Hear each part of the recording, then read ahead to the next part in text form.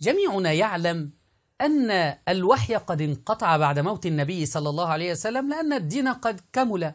قال تعالى: اليوم أكملت لكم دينكم. وأيضا نلزم الشيعة الذين يقولون بأن الوحي ما زال مستمر بعد موت النبي صلى الله عليه وسلم بالحديث اللي بيستدلوا به دائما علينا، وهو أنت مني بمنزلة هارون من موسى إلا أنه لا نبي بعدي. لا نبي بعدي أي لا وحي بعدي، فالوحي انقطع بموت النبي صلى الله عليه وسلم. لكن خرج علينا السلقلقي ياسر الخبيث فتى بريطانيا المدلل زاعما بأن الوحي مستمر بعد موت النبي صلى الله عليه وسلم، لأن الإسلام مستمر، فبما أن الإسلام مستمر فلا بد أن الوحي يكون مستمر. شاهدوا هذا الأفاك. لا يجوز الإنسان هكذا كلمات أهل البيت ونصوصهم يضربها عرض الجدار. أهل البيت أثبتوا الوحي، وأن الوحي مستمر إلى يوم القيامة، وما عندنا هاي نظرية المخالفين. هذه نظرية انقطاع السماء عن الأرض، هذه نظرية للمخالفين الذين يريدون إيقاف الدين الإسلامي. الدين الإسلامي لأنه مستمر فإذا يقتضي ذلك استمرار الوحي.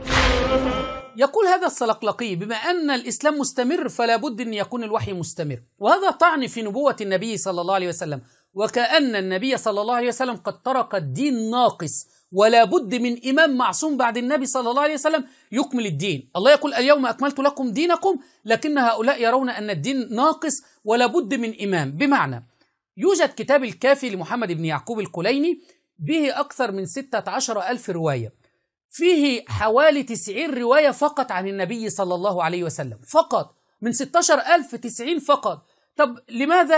لأنهم لا يريدون النبي صلى الله عليه وسلم. بقية الروايات يقولون عن الآئمة المعصومين عندهم، ومعظمها عن جعفر الصادق. يعني إحنا كنا نحتاج النبي صلى الله عليه وسلم 23 سنة فقط وقت نبوة النبي صلى الله عليه وسلم، وبعد ذلك لا نريدك يا محمد. عندنا الإمام علي، الإمام الحسن، الإمام الحسين، وعندنا الباقر والصادق والجواد والرضا، هؤلاء الأئمة الاثني عشر نأخذ منهم الدين. فلذلك القول بأن الوحي ما زال ينزل بعد موت النبي صلى الله عليه وسلم، أي وكأن النبي صلى الله عليه وسلم ترك الدين ناقص، ولا بد من أحد يكمل لنا هذا الدين.